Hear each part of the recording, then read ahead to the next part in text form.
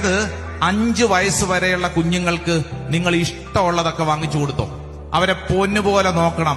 5 വയസ്സ് മുതൽ 15 വയസ്സ് വരെ ശ്രദ്ധിച്ചു കേൾക്കണം. അച്ചടക്കം പഠിപ്പിക്കേണ്ട പ്രായമാണ്.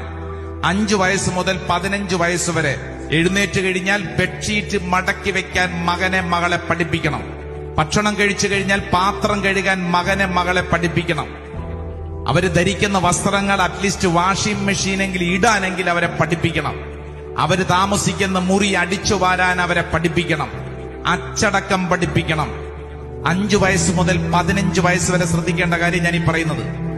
15 വയസ്സ് മുതൽ മുകളിലോട്ട് നിങ്ങളുടെ മക്കളെ നിങ്ങളൊരു ഫ്രണ്ടിനെ പോലെ, സുഹൃത്തിനെ പോലെ കൈകാര്യം ചെയ്യണം. മനസ്സിലാവുന്നുണ്ടോ? ഓരോ കാലഘട്ടത്തിലും ഓരോ രീതിയിലും കൈകാര്യം ചെയ്തില്ലെങ്കിൽ ഇപ്പൊ സംഭവിക്കുന്ന എന്നാന്നറിയോ? 25 വയസ്സാകുമ്പോഴാണ് നമ്മൾ 5 വയസ്സിൽ കൊടുക്കേണ്ട ട്രെയിനിങ് തുടങ്ങുന്നത്. എടാ ബെഡ്ഷീറ്റ് മടക്കി വെക്കടാ. എത്രയാ വയസ്സ്? 25. എടാ പാത്രം കഴുകി വെക്കടാ. വയസ്സെത്രയായി? 30.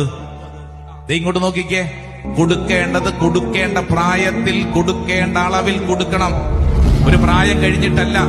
നമ്മൾ ശ്രദ്ധിക്കണം. ഈ കാലഘട്ടത്തിൽ പേരന്റിംഗ് എന്നൊക്കെ പറയുന്നത് വളരെ വിഷമം പിടിച്ച കാര്യമാണെങ്കിൽ അത് ഓരോ പ്രായത്തിനും പ്രായത്തിൻ്റെതായ രീതികളിൽ ശ്രദ്ധിക്കാഞ്ഞത് കൊണ്ടല്ലേ പലപ്പോഴും ഭാരമായി മാറുന്നത്.